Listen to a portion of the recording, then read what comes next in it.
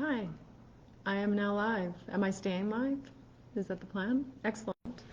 Um, Mayor Tinythorn here. We're starting just a little bit early. We were having some technical difficulties, so I will just hang out for a little bit and we'll go from there.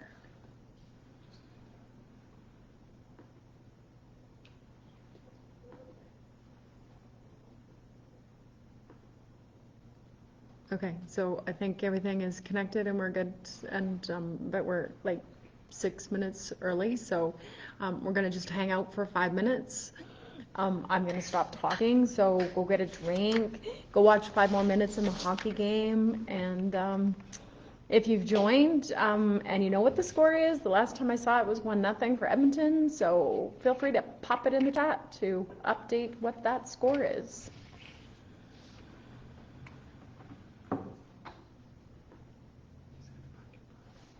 So I'll be back in 5.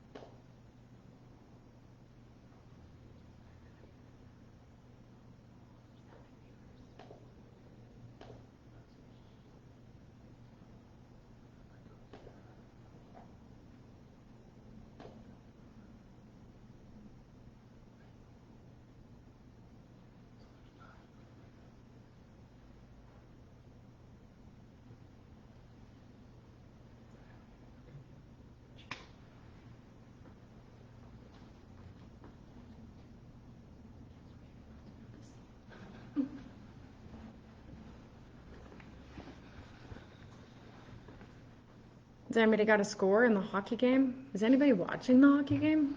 If you're here, obviously you're not watching the hockey game. I'm just gonna wait till 7. I know I started the live a little early, but I'm gonna wait till 7 before I get started, and we can go from there. You guys can hear me. Everybody that's joined can hear all right. Feel free to pop it in the chat so that I know and that we're good.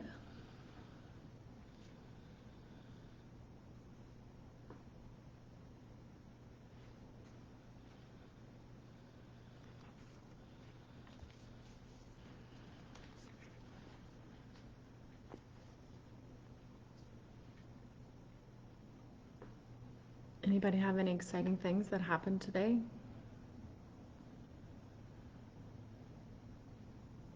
And that we're good.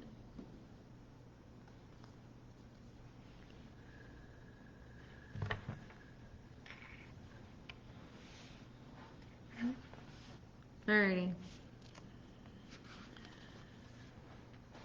Okay, well, we're gonna get started. I know I'm still a little early, and go from there in the interest of time. So thank you very much for joining me. I didn't know when I booked this that it would be a playoff game night, so that's okay though. This will be recorded, so you'll be able to come back and see it after the fact.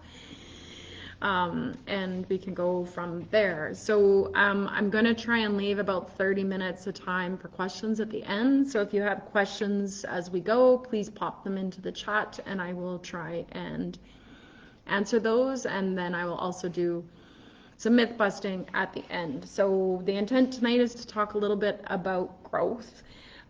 Like water, I can tend to talk a long time on growth and the elements of it. So my goal is to just kind of set the stage and lay of the land of where we're at. So our community has been talking about growth since the early 90s, I would say, in some way, shape and form. And it has always been a highly emotional conversation. So that hasn't changed over the years. I do understand that many of us are seeing a lot of development. We're seeing clearing of land. You're seeing way more public engagement sessions and events on new development that's coming to not only Okotoks but into this region as a whole that you have not seen in Okotoks particularly if you've just moved here in the last 8 years. So, because this is not something that has occurred in this community in the past 8 years. So I know it feels overwhelming and that things are changing fast. One thing I do want to assure you is that council and our administrative team are very focused on responsibly growing and managing that growth. It's a key pillar in our strategic plan, and it has an impact on every other pillar in the strategic plan. So it is important for us to get it right and understand where that's going. So the first thing I want to do is kind of just set a little bit of context. Our community has faced growth pressures before, so it's not new. It's not new to people in our administrative team. It's not new in this community as a whole. So between 2006 and 2016, our growth rate was, I know you're all going to be shocked at this, but our growth rate was 42%. We were the fastest growing municipality in Canada, not just in Alberta, but in Canada. So we saw our population almost double in that 10-year period. From 2016 to today in 2024, our growth rate has been, over that period of time, 8.7%. And since council was elected in 2001, our growth rate's only been 3%. So I know we feel like we're rapidly growing, but we are not. We are a slow growing community. We are the slowest growing community in this region. We had 130 new home starts last year compared to Airdrie with 1,100. The other key point that I just want to put some context in is the new development that's happening right now. So the development you're seeing in Darcy, Wedderburn, and in Tilliston. All of that development is occurring on lands that were part of our original town boundaries. They're not on new annexed land. It's on lands that are in part of our original town boundaries prior to annexation. So I'm going to break down what's happening and how we are managing it with a few facts. So first and foremost, we are and we will continue to grow. We've had significant public consultation on growth in this community from first, like way back when, in the 1998 when we put in a growth cap, all the way through to 2012 when we removed the growth cap. There was extensive discussion on the removal of that growth cap all between 2008 and 2012. When the growth cap was removed in 2012, there was not anybody that's on today's council on that council. Other decisions that have impacted growth. So in 2017, we annexed 4,900 acres of land from Foothills County, which expanded our town boundaries. In 2020, we redid our municipal development plan, or MDP. You'll hear that acronym by me tonight. And in 2021, we did our land use bylaw. These will become important as I walk our way through how growth works. And we also have a regional pipeline project. So all of these decisions have set the trajectory for continued growth. Choosing not to grow is no longer a viable option. And I know many of you are going to say, why is it not viable? So let me walk you through why that is. So one, Alberta is one of the fastest growing provinces in our country, and our region is currently the fastest growing in Alberta. The Alberta Calling campaign that the province has done has had a significant impact on migration to Alberta. We're a desirable community and area, and people do want to live here. So not taking our share of regional growth will have an impact on our long-term financial sustainability. Growth outside of our borders affects Okotoks infrastructure for shopping, recreation, emergency services, all of our roads, all of that is impacted. Without there being a financial contribution to our capital and operating costs for that infrastructure through tax dollars to the same level as Okotoks residents pay. If we don't grow, growth is going to come to us, which is one of the key reasons that in 2012, council of the day made the decision to remove the growth cap, is because growth was coming. We were seeing it on the boundaries all around the town of Okotoks. Currently, in terms of the growth equation, Foothills County also is seeing unprecedented growth. They have 4 to 5 area structure plans currently coming to them, which will equate to approximately around another 20,000 residents. That's all within 15-kilometer radius of our borders. So growth is coming to this region, and if Okotoks chooses not to participate in it, we will not have a say on how that growth looks. So we will be continuing to grow. With an annexation, so other reasons why it's not viable not to grow. With an annexation, a municipality needs to show that lands can be serviced and developed. Annexed land, so when we annexed that 4,600 acres of land, the town of Okotoks did not become the new landowner or property owner of that land. That land is still all owned by individual property owners. So development only occurs on annexed land, or any land, quite honestly, when private owners sell to a developer or decide to develop it themselves. Darcy Lands is a perfect example, is that there was no development on the land for a long time. There was an area structure plan in place, I want to say that went back to 2002. I might not have the date quite right. But the landowner had no interest in doing any development.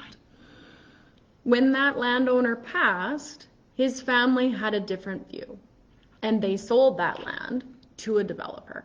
Thus, you're seeing the development that's occurring there. So, other reason why it's no longer viable. So with the MDP, the Municipal Development Plan, our land use plan, even our water allocation policy, when a development is brought forward that meets the requirements in these plans, so sets out all of those and either has some exceptions or makes logical reasons of why they would proceed, and any other statutory plans that they have to adhere to, because there's others than those, council can only refuse a development if it does not comply with the parameters of those plans. So we have to deny a development, we have to have a statutory reason to deny it. As an example, it doesn't meet the density requirements that we have in our plan. That would be a reason for us to say that it doesn't meet. If they don't have pathway connected. We cannot deny a plan simply because we do not want it. If we did, there's legal ramifications to doing that, and we would lose in court. As I stated earlier, the development currently happening is in our original town boundaries. And it shows how the growth cap would have had challenges if it had stayed in place, which is why the Council of the Day made the decisions that they made. So currently we are growing slowly. I know I already said this, but it's important to understand this. This is a key reason we all saw the significant increase in our assessments values this year, which turned around and impacted us also on the tax increase. Particularly those that were like me, that their assessment increase was above that 20% average. Demand to live in Okotoks is really high, and we do not have the supply available to meet that demand. So we need to increase our supply. Increasing supply is critical. It's something that council is very focused on, and it is one of the reasons why we're improving our housing diversity and is a key focus for council. We continue to see rising demand and housing prices in Okotoks, which is concerning for council in terms of affordability for residents. And it is something we are monitoring and trying to figure out how do we help on that affordability piece and still deliver the services that the community is asking for, which is why we came out with the budget survey. So you'll see feedback. So I don't want to get segued into budget because it would get me talking about something else. So back to growth. So how does growth work? What's the process for growth? So the first kickoff of growth is the sale of land to a developer or a decision by a landowner that they want to develop. So that's kind of the first step. So then they will create and start with what's called an area structure plan. And the area structure plan is the high level elements of the overall look and feel, of a development. You know, general, what do we want to do with housing? Kind of what is the make and look of what the development would look like. It's at this stage that school divisions are engaged or notified to determine if they require any additional school sites based on those lands, and they'll take a look at their student population projections, the location of the land, existing school capacities, and kind of decide where that is at. So if it's through that engagement, or we have what's called a joint use planning committee, which is with all the school divisions, and we regularly talk about upcoming current pressures or school demand for that. So if we've identified that, then the town will work with those private land developers to incorporate school sites into the area structure plans. At the area structure plan stage, the developer is required to have a public engagement piece. So a lot of the public engagement that you've seen as of late isn't necessarily the town doing it, it's the developer leading it, and that is a requirement that they have for us to get it to council, is that they go and seek feedback from the community. And then we also have the town will have a public engagement piece, and that's usually in the form of a public hearing for area structure plans. So the community is allowed to come in and provide input at an area structure plan. So once we've approved the area structure plan, next comes what's called a neighborhood area structure plan. That's next. So you're seeing that right now in the community of Ridgemont or Trilogy Plains. I can't remember exactly which way they do it, but they're one and the same. They just came out and did an engagement on their neighborhood area structure plan. At a neighborhood area structure plan place, or an NASP, that's when we get more detail. We start to see the housing types, where school sites will be, what the commercial is going to look like, what's park space, what's the pathway connections, all of those types of details. Again, at this stage, there's public engagement, both from the developer and then again from the town in terms of a public hearing. Once this is approved, we move to what's called land use designations, or where the land use bylaw comes into play. So developers will bring forward certain phases of their neighborhood area structure plan for development. So they'll phase in that development. There is also a public hearing at this stage. And this is where the approval of the actual land use by council happens. And it is also where we deal with water allocations. So you will have, there's lots of commentary about water, why are we growing and we don't have water. Water does not happen until we get to the land use part of a development. As I've said in the water update that I provided you a while back, we have a water allocation policy, and you cannot put a shovel in the ground to dig a home and move forward with a phase unless you have water allocated to that phase. That happens at the land use piece of that development. So that's where we do water, and this is why we're growing slowly, is because we do not have an unfettered amount of water available. So we've got slow growth because we are managing that. So for some context, a neighborhood area structure plan, as we are now into that and we're starting to build that, full build out of that takes 10 to 20 years. So we're not going to see massive communities right overnight. As an example, Cimarron, they started development in 2001. Well, the current developer of Cimarron started in 2001. It actually started prior to that under a different developer. And that community is just completing now, 23 years later. So to manage that growth, one of the things that council is currently doing is a growth study. And that growth study is there for us to look at what are the different levers that we can pull to determine what the right rate of growth is for our community and at the right time. So we're going to evaluate things in that against our community values, our goals, and financial sustainability. And then assess the impacts of low, medium, high growth scenarios to determine what serves Okotoks best for both the short, medium, and long term. So as I said, growth is and will continue to occur. Our job as council and as the community is to manage that growth. So our services and infrastructure can keep pace, which brings me to infrastructure. You can't talk growth without talking water, so I'm going to be short on the water piece. I want to just reiterate, we do not have a water shortage. Every phase of development that is approved has water available to it. Water is not allocated at the area structure plan or neighborhood area structure plan part of that process. It happens at land use when they bring forward phases to develop. And we are not approving water allocation unless they're going to be at a state of putting a housing actually in the ground. So we're not forward proving 6 phases for water. As you've heard, our regional water pipeline, we've got a project with that, expecting to be operational in 2026. Until then, we are going to still be slow growing. We should be expecting that we're going to still see assessments climbing. Housing prices are still climbing in our community because demand is still very much there. Regardless of how big we grow, we will always have an outdoor water schedule. That is a core part of water conservation in our community, and we do it to be responsible stewards of this precious resource. After water, that's our number 1 project. Key infrastructure project for the town after that is going to be the recreation center expansion. It's in our 10-year capital plan. You'll probably start to see engagement next year on some looks and feels of that.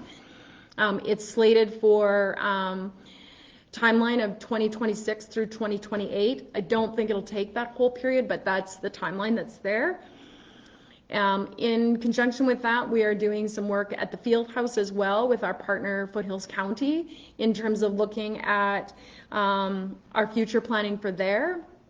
And that work is expected to happen in Q4 of this year and into 2025.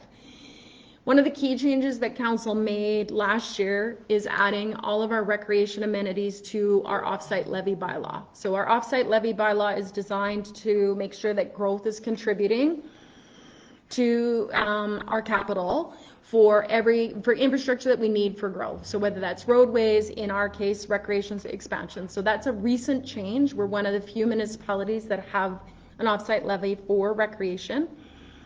And this is something that development that occurs outside of our boundaries does not do. So it's another reason why managing our own growth is so important. Transportation infrastructure, every ASP, NASP is evaluated and assessed in terms of road capacity, volumes, and routing through traffic impact assessments. We're currently going through a transportation master plan. 32nd Street will be part of that evaluation next year. When 32nd Street was originally installed, we did plan for the twinning of that road. And so all the land is available. That's that great big green space that you currently see on 32nd. The expansion of the bridge, when that was put in, or when the bridge was put in, the feds wouldn't approve for planning for that expansion. So we will be determining timelines for that roadway and determining where the advocacy work needs to happen so that we can start advancing that capital planning. The province approved in this budget the design funding for the 338 interchange, and we hope to have construction funding in the provincial budget in 2025.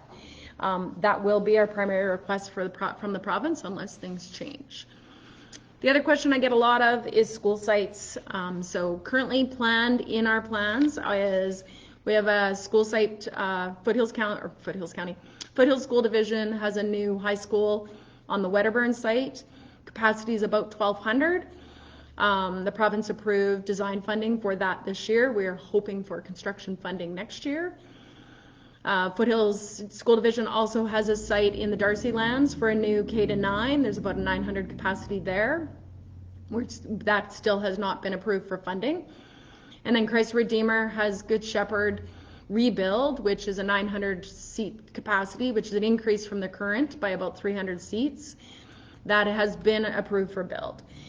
So prior to planning and constructing a school division can submit their request to the province for funding. So schools are funded by the province. When those schools get built, determined by the province. And the province does that on a case-by-case basis. There's not really any metrics, at least that I've seen, for how they determine that. The province does that through their own budgeting process.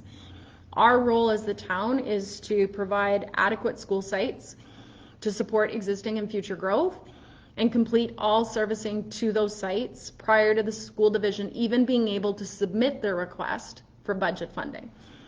So that's an important piece, I think, for us to understand. Schools are a provincial process or a provincial requirement. However, municipalities like ours, we pay for all the servicing for those assets, and we have to buy additional land for high school sites utilizing municipal tax dollars. So we have a ton of money. So those 3 sites are all serviced. All of that has been in the ground about 2 years, and we're still waiting for a build. So we've tied up a lot of our capital dollars that could be used for other things, waiting for those school sites to be built. So that's kind of what is planned.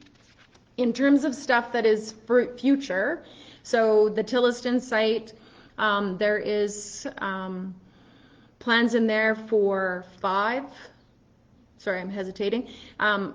more schools from kindergarten to grade 9 and a high school site, 1 high school site. So that's part of the Tilliston Neighborhood Area Structure Plan.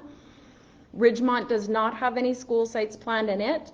And that's because the school division said that they do not need that or will not need school sites there based on where the other schools are sited from a capital planning. So we are planning for that school infrastructure. Let's see, I think that is kind of the highlights of where I'm at with growth, and I feel that maybe I should go to some questions. Don't mind me as I look at my computer. Okay, so Megan, does the town need to approve the building permits, even if land is bought by a developer?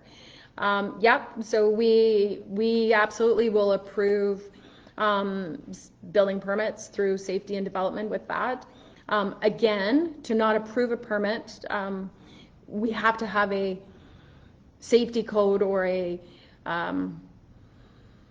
legislated reason for not approving it. We can't just say, well, we're not going to give you a building permit because we don't want to grow. Not assuming that's where you were going with the question, but just to provide some context. Again, we have to have a rule in law of why we can't grant a building permit. Sheila, you're very concerned about how water is allocated. Could you maybe expand on that a little bit? And maybe I can help with the concern on that. So I'll come back to you. How big do you want Okotoks to grow and why?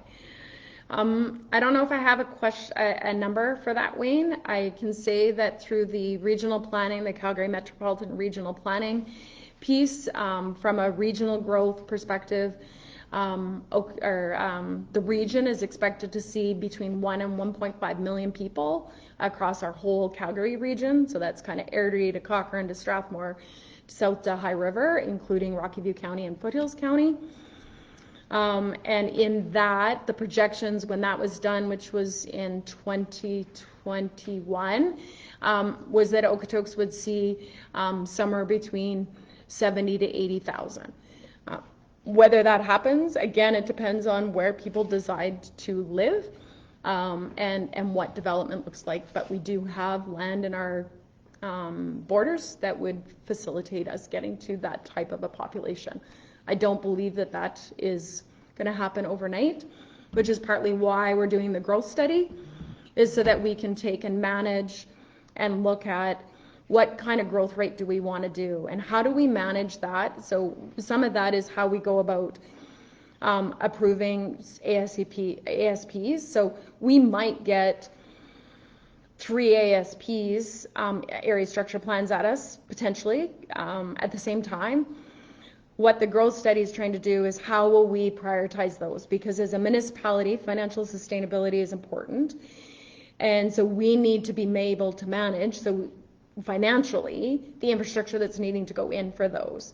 So yes, the developers are paying us offsite levies, but that payment is happening kind of after growth occurs, right? And so we're front loading some of that. So that is a key element that we're looking at in the growth study, is how will we evaluate and determine who's going to go first? And what levers do we want to pull in terms of slow growth? So like we are right now, last year our growth was 2%, up to high growth. I can tell you that from a council's perspective, high growth is probably not where we want to go to. We might look at an increase in growth for a short period of time when the pipeline turns on, for this simple fact of getting supply on the market so that it can start to even out some of the affordability challenges. But we haven't made those decisions, and obviously there's an election next year, 2025, could be a totally different council that looks at those kinds of things. But at the end of the day, regardless of the council sitting at the day, we're not in the position to say that we're not going to grow carte blanche with that because of legality issues that I explained earlier. So pop another question if that doesn't kind of give you a sense. Okay, let's see. If the land in Darcy is already allocated to a school, but the province doesn't approve, is there a moratorium on the land use? Can it be used for something else in the future? No. So once it's allocated as a school site, and because we have to service it in advance of the school division actually submitting it for budget consideration, it needs to stay as a school site. So we don't have the ability to turn it into a recreation center, as an example. And so, yeah, I guess in a sense, it's designated as school reserve until they decide to put a school on it. So if you want to see more schools built, reach out to your MLA, encouraging the school built from there. In terms of so back to the question around population growth, so just getting some numbers from members of our team here. So in our municipal development plan, if you want a little light reading, it might take you 2 or 3 nights to get through it because you might fall asleep, but it is a good read about what the future vision of our community is. So our 60-year outlook in that plan is to be about 75,000 people of high-level planning being done. So just to give you a bit of that context of what's in the municipal development plan. Amy, I have heard rumors that apartments are going to be built on the former site of Good Shepherd School once it's demolished. Can you speak to what will happen to that site once the school has been removed? Great question. I don't know is the best answer to that. So there's a few things that have to occur. First of all, it's still school reserve. So Good Shepherd or Christ the Redeemer School Division has to decide if they're keeping that land for a future school site. I will say we've kind of had some preliminary conversations. We don't think it will be needed as a school site. So it could be turned back to the town. If the town wants to change the land use on that, so right now it's zoned as school reserve. If the town wants to make any changes to land use, so if an apartment building was to be considered, I'm saying was, there would have to be a land use bylaw change. In order to do a land use bylaw change, there has to be engagement with the neighborhood, there has to be a public hearing, and then the council at that time would have to make that decision. We're probably 3 to 4 years away, honestly, from that becoming a piece. So I don't know what it would look like, but that is the process for it to happen, and it would not be able to happen without engagement of the neighborhood and the broader community on the change to that from a land use perspective. Are there considerations for amalgamation with the city? Not today, no. I think we would be a long way away from that ever becoming reality. We've got a whole swath of almost 20 kilometers of land that Foothills County is the municipality on. So I don't see that happening anytime in my future, at least, Dan. So, and, you know, if you take a look at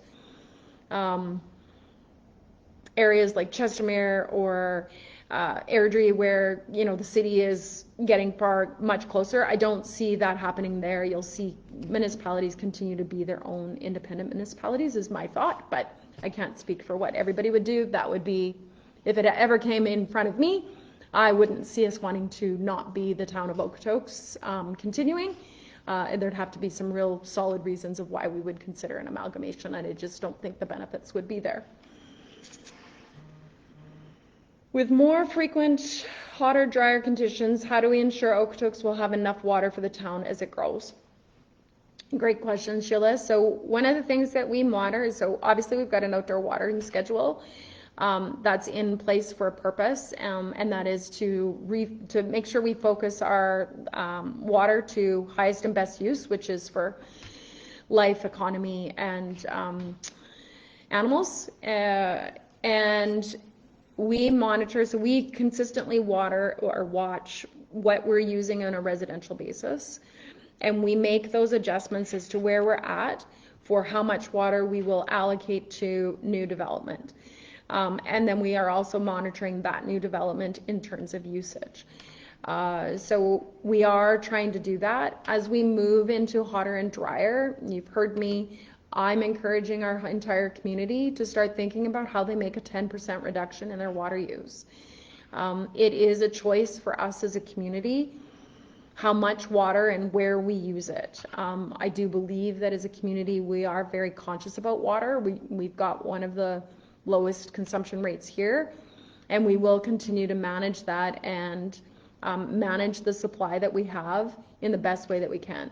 But new growth is not going to get approved any differently than it currently does in terms of we will have to have water to allocate it to, and we will continue to have licensing off the bow when the new regional water pipeline comes into play. Also from staff, so helpful, just supplementing what I said about the school sites. So the process, Amy, for the question you were asking for the disposal of school sites, it's also just determined through our joint planning agreement, which we have with all of the school divisions. So it would involve discussions with other boards, so the Foothill School Division, the Franco-Sud School Division as well, to confirm that they are not in need of a school site for another school as well. So it happens there first. So thanks for supplementing that, staff. Jonathan wants to know why will I want to know why 32nd Street will be twinned and green space removed. Because it's going to require the capacity, I think is the answer to that. So we've always planned that will be a 4-lane corridor because it's going to be a major thoroughfare through our community like a Northridge, Southridge is. So we will be doubling. So the green space that's there is in place because we allocated the land when we originally put 32nd in. So when we're ready to expand, we will be creating a road in some of that green space. Okay, I think that gets me through most of the questions in the chat. I did get some questions that came in advance. So I will take, I'm just looking at the time. Wow, I'm really ahead of time. This isn't characteristic for me that I'm like, 30 minutes. That's good. So one of the questions I got, please comment on the sustainability of our future in town with no access to family doctors and classes with 30+ kids. Council is dramatically increasing competition for residents to access provincially funded services. Council is ignoring their municipal duties to maintain residents' quality of life. So first of all, that question, the items listed as reasons we're not sustainable, they're all provincially funded, they're all provincially controlled, and they're all provincially managed. So as a municipality, we are doing our part in terms of schools. As you can see from what I laid out earlier, I've got 3 school sites right now that are ready for buildings, and we've got another 6 planned. As we get to those, we will have those services serviced as well. So we are planning for that growth. And in terms of the province, we've been quite lucky in essence. We've had schools, we've got 1 school approved for development this year, and we do have design funding, expecting construction funding for another next year. And so, and then in terms of, our municipal responsibilities, one of the municipal duties, so one of the things we live by is the Municipal Government Act. This is what dictates what we do. So little light reading if you're interested in it. But the municipal purposes of a municipality, just so we're clear, are to provide good government, to foster the well-being of the environment, to foster the economic development of the municipality, to provide services, facilities, or other things that, in the opinion of council, are necessary or desirable for all or a part of the municipality, to develop and maintain safe and viable communities, and to work collaboratively with neighboring municipalities to plan, deliver, and fund intermunicipal services.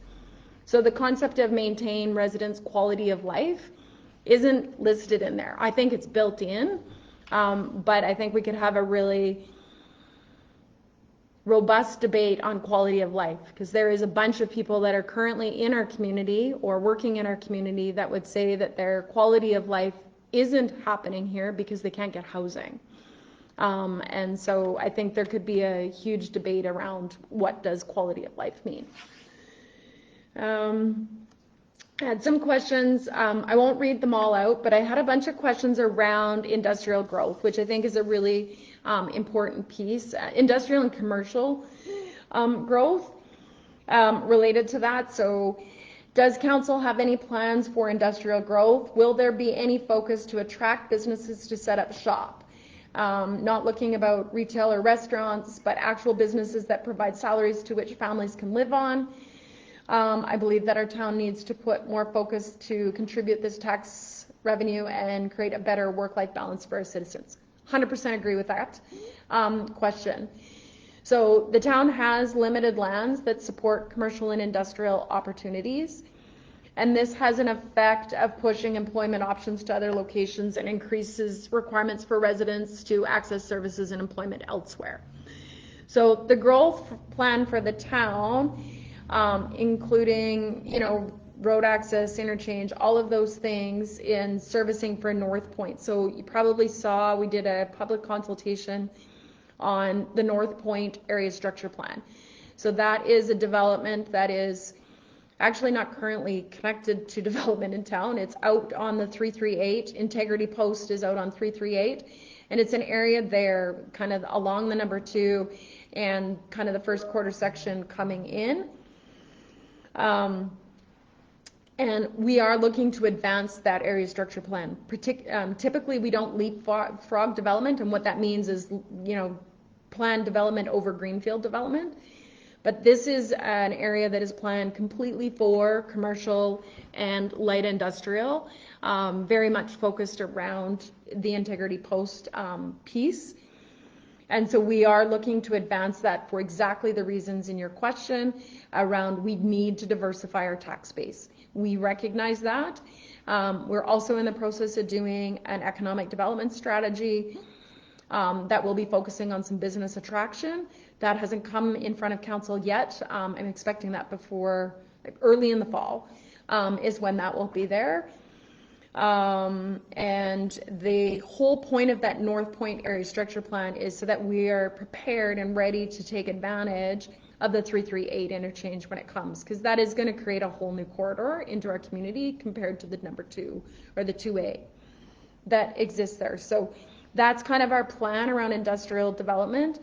We do have industrial lands that are over by Costco as well. We're seeing some uptick in that. I had the opportunity to see kind of our development portfolio here last week, and I can say in my time on council, we've never had a development portfolio that is that thick, and most of the items in that are for new business opportunity, not necessarily a retail or restaurant type of development.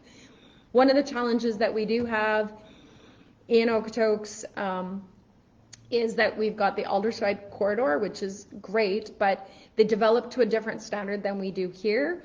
So they're paying a different development price there. And so that does make it, we're seeing some issues with that in terms of their going there.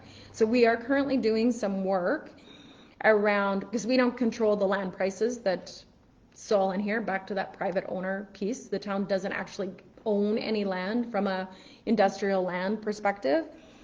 And the lots that we do see, you've probably seen sale signs on most of them, and we've sold, I think, 50% of what we've got for sale right now. And so the difference between developing in Okotoks and developing in the county is, I mentioned it earlier, offsite levies is one of them. And land is slightly cheaper, which I don't quite understand. But I think one of the pieces that we've seen and some work we've been doing is that taxes are actually lower in Okotoks from a non-residential perspective than they are in Foothills County, and not just a little bit, significantly. So one of the things you'll start to see us doing is start telling Okotoks' story better, because we haven't been doing that. The other thing on the industrial and commercial piece ties back to water, is that big industrial or big warehousing or even light industrial has tended to shy away from Okotoks because there's been water risk in terms of whether or not they would have the growth capacity and all of that. So our regional water pipeline is starting to eliminate that. So we're starting to see a whole lot more interest in participating in Okotoks, which is a good thing from that diversification of the tax base. And of course we want to diversify that tax base because our non-residential, they pay $1.60 to every dollar we pay is residential. So it changes our dynamic. So that's an important piece. Let's see, where else am I? We've also, on the industrial piece, we passed a industrial tax incentive, a targeted industrial tax incentive, so looking for specific class, and that allows specific rebates on property tax for a certain number of years, depending on the size of project that's coming. So we've got that. And I think that is kind of the highlights on the non-industrial growth. So we are definitely looking to finalize a bunch of those pieces. Rapid growth. With rapid growth comes crime, and that's inevitable. I've seen the effects of Kelowna, BC, having lived there for 15 years prior to moving to Okotoks. All levels of crime increased rapidly, and law enforcement couldn't and still cannot keep up. How do you plan on keeping Okotoks and its citizens safe? I already do not see much patrolling going on, but I do see tons of comments about small crime incidents on Facebook that seem to be increasing. So first of all, we don't have rapid growth. We probably will never have rapid growth, or at least under this current council. That hasn't been something we're looking to do, and I would say even from an administrative perspective, rapid growth isn't going to come. We do have a strong working relationship both with obviously municipal enforcement and town employees, but with the RCMP, and we get quarterly updates with that. So we're looking at trends and monitoring trends with that. We have a 5-year plan in terms of staffing from an RCMP perspective and trying to stay in on top of that. One of the other pieces around this that we're working really hard with in terms of advocacy for the provincial government is advocating for below market housing financial support and affordable housing financial support for some of the nonprofits that are looking to build here. Because one of the things that we currently have an advantage of is that we have a below the surface homelessness problem. And what I mean by that is we've got people that are couch surfing, staying with families and friends, they're still in vehicles. We're not necessarily seeing it on the street. And so we are trying really hard as council to get ahead of that and be able to have either housing available or supports available so that we can be ahead of that curve instead of behind it. We know that in the investment of the dollar on the proactive saves us lots of dollars on the reactive. So we're doing a lot of work with the province to try and get for that. In fact, I have a meeting with Minister Nixon this week or next week, I don't know what day it is, this week, to discuss those opportunities. And then us as a community, we have a shared responsibility as well around crime. So being aware of vehicles that are in your neighborhood, locking your vehicles, locking your stuff. We're that size of community that we no longer can walk out the door and leave things open. It's just unfortunate, but we can't do that. So we also have look out for your neighbor. So, know who is in and is around. I also would encourage people to think about how they use social media. This is my public service announcement, but If you post to social media that you're going to be away on holidays for 2 weeks and you do it before you leave, you are setting yourself up for potential issues, and we're seeing some of that. Watch for scams, all of those things. If you're unsure and you're buying something online, set it up to do it in the RCMP parking lot. It's one of the safe zones in our community to do that. So we're with that. So that's my thoughts on crime. Infrastructure, I think I've answered most of the infrastructure questions. I've dealt with that. Pace of growth, you're going to see the growth study come back, and what levers that council has on that, and we can go from there. So I think, do I have everything covered? I think I have everybody. With the growth of the town, can we expect an expansion of Okotoks Fire to include a third station to ensure adequate emergency response? Great question, Courtney. We are currently in the process of doing a fire master plan, which is giving that long range piece. Yes, most likely we're going to need another fire hall. Just don't know what the timing of that would be. This council has invested heavily in fire, making sure that we have that 10-minute response, whether you're coming from the north or the south, across our community. So we have invested heavily in but in hiring more staff for fire, and we've got data that we're tracking that, making sure that we're meeting those service levels. But we'll have more details on that when the fire master plan comes back. Okay, I think I've got everything. So I'm gonna talk about a couple of myths that I consistently see on social media. Developer bribes, that all of council is taking that, they're lining our pockets with that. I can categorically state that that is not happening. And if you have proof of such, I would encourage you to submit a whistleblower complaint, and it will be independently investigated. It is on the borderline of defamation when you post it to social media, but I can categorically say that none of us have any of that is around. So that would be myth number one. A couple other myths out there. We are doing a downtown next chapter project right now. Not closing downtown to traffic. That'll be your second myth. We will be ripping up North Railway to deal with and fix underground infrastructure, and with some of the challenges that we are seeing to the community to the north of us, that's probably a really good idea, so that we can do that. And then we're looking at options of how we can potentially build that back better, because it is being ripped up, and our goal is to improve accessibility and the public space, and create good public realm with that. But we are not eliminating parking and or traffic from the downtown. So the other myth, so lots of comments out there about that growth means we're going to get more things that we dislike, such as traffic. So it doesn't mean that. So smartly managed growth can leave a community still walkable and still neighborly, but you might not be able to drive 80 kilometers an hour everywhere you go, every time you want to go.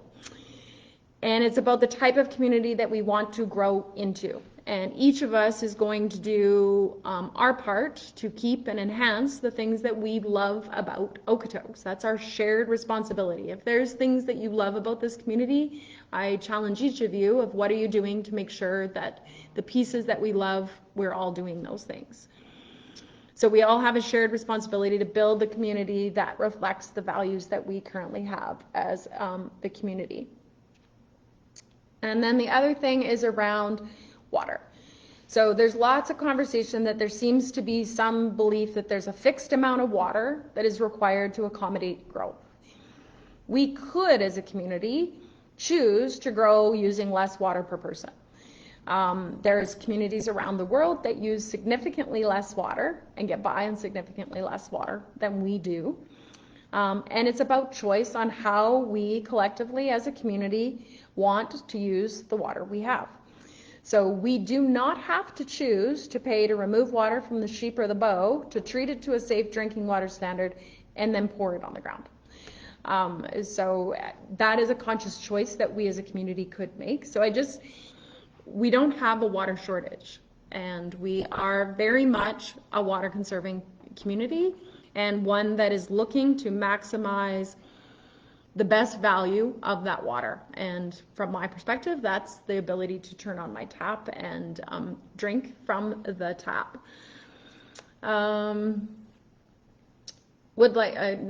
Another question. So those are the myths that I had. I can state, I've seen a lot of things on social media. Social media is sometimes not my friend. And we have a responsibility as a community to treat each other with respect. I am happy if you disagree with me. And I'm happy to have the discussion of why I see things one way or I see things another way. But I don't actively get up every day to make life miserable for you all.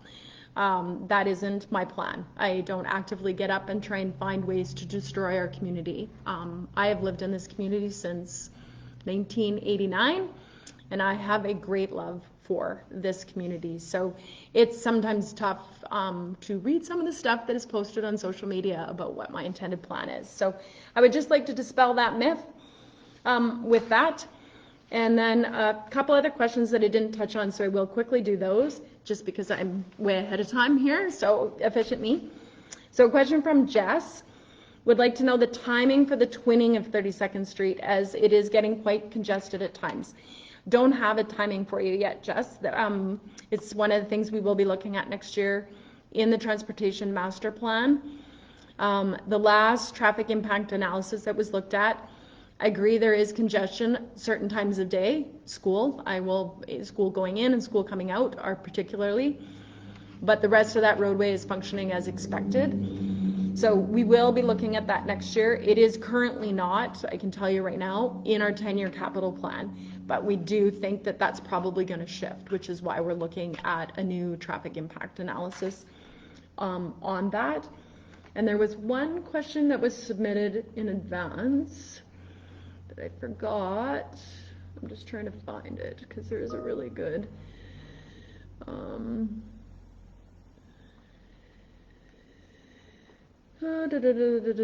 where is it? Sorry, I've got too many pages here.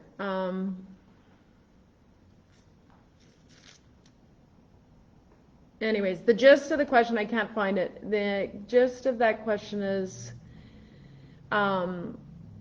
around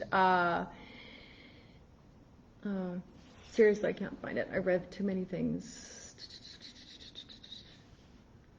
Oh, here it is.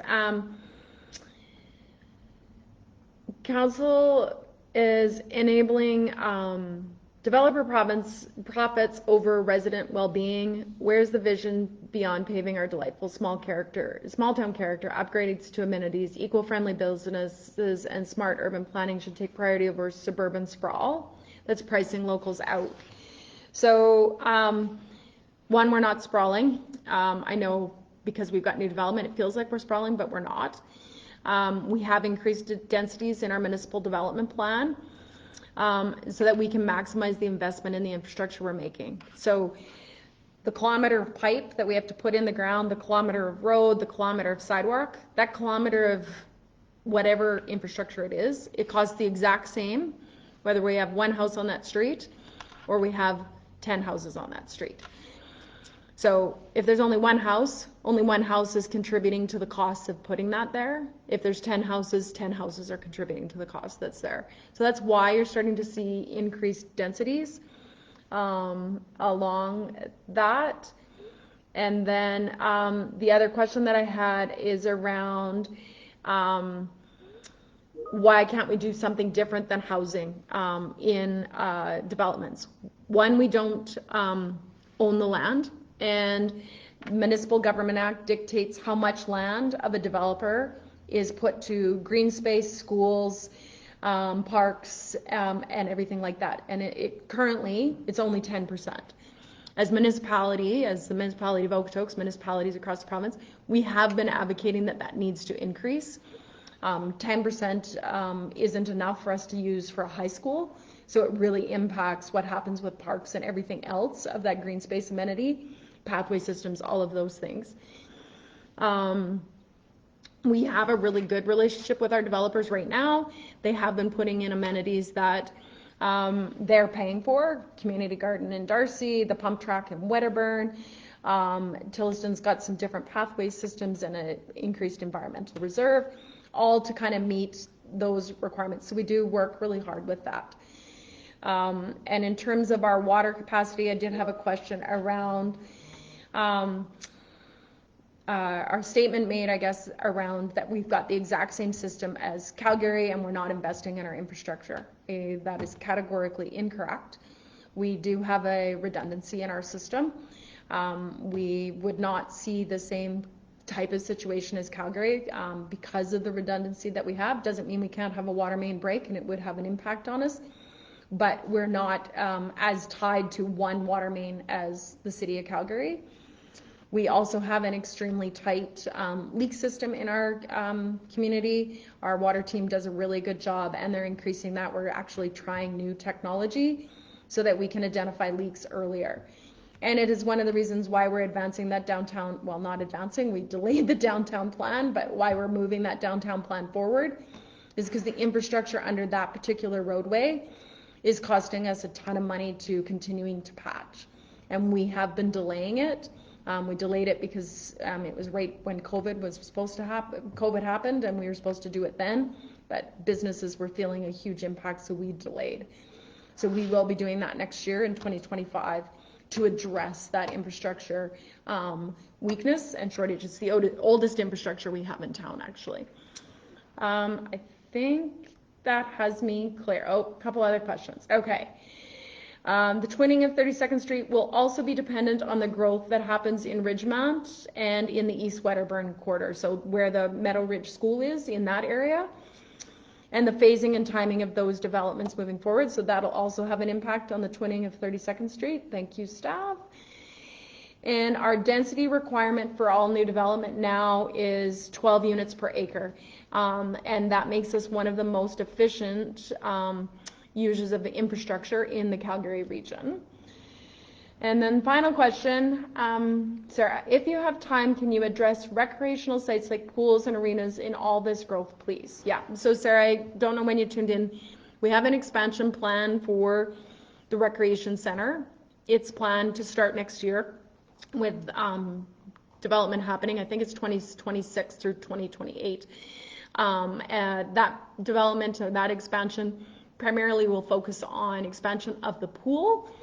But there will be some other amenities because we're also looking at the field house, which is out in Alderside that we jointly own with the county, Foothills County. And we have an additional 20 acres of land there for development. So we're going through a planning process with them to determine what amenities make sense there and what amenities we would want to work with. In terms of other recreation facilities, so we've got a Okotoks pickleball and tennis facility that's planned. That facility is a partnership with the Okotoks Pickleball and Tennis Club. They are currently fundraising for that build. There will be public access at that and public use that'll be available for that. And I'm trying to think of what else is on our 10-year capital plan, but I can't off the top of my head. But the recreation center expansion is our biggest one right now. The recreation center, Dustin. The recreation center expansion will still be underwhelming and too small for the growth. We need another rec center built or a bunch of outdoor wading pools in parks. Okay, fair enough. We do have the field house. That is our other recreation center. So, and we are going to see an expansion there. So we do have that recreation facility that we'll be servicing. And in terms of outdoor wading pools, so we do have an outdoor park or an outdoor spray park that is coming to Ethel Tucker Park. I believe that is happening. Anyways, we've looked at some stuff, so there's some stuff that's happening with that as well. So yeah, that's what I know on recreation. Let's see, final view through the chat. Thank you everybody for joining me and missing the hockey game. Does anybody have a score in the hockey game? 1-2. Oh, 4-2 for Edmonton. Oh, 4-2 for Edmonton. That's excellent. With reviews of new area structure plans, we also review them against the recreation master plan. So we do have a recreation master plan. And so when we review those area structure plans, we work with the developers to encourage them to fill in gaps in our existing amenity offerings, which is why you saw the pump track get added into Wedderburn. And with the new schools, we also look at opportunities to create what are called joint use sites for the efficient cost sharing of that amenity. So putting their gyms on the outside of the buildings so that we have access to those, so we have joint use and joint sharing agreements with that. With that, I think I've talked all I can about growth for today. We will post an FAQ up on the shapeourtown.okotoks.ca page for growth. So that'll come here in the next couple of weeks. It'll take us a while to just get that pulled together. I do appreciate you coming and hearing about growth and asking your questions. If there's things that you haven't heard or that we missed, feel free to submit those in and we will try and address them and we can go from there. So continue to do your part to keep our community friendly, unique, and charming. And we will go from there, and I hope you have a great rest of the evening, everybody, and a great rest of the week. Thanks a lot.